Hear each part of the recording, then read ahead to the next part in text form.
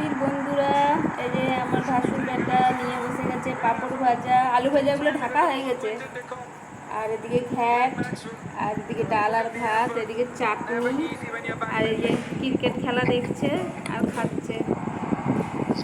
তো আলু ভাজা শেষ হয়ে গেছে, একটাই আছে।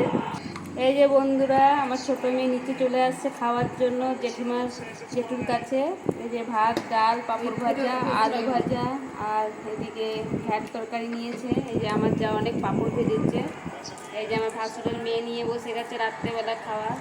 আমাদের মধ্যবিত্ত ফ্যামিলিতে এরকমই খাওয়ার দাওয়ার চলে, বুঝলেন।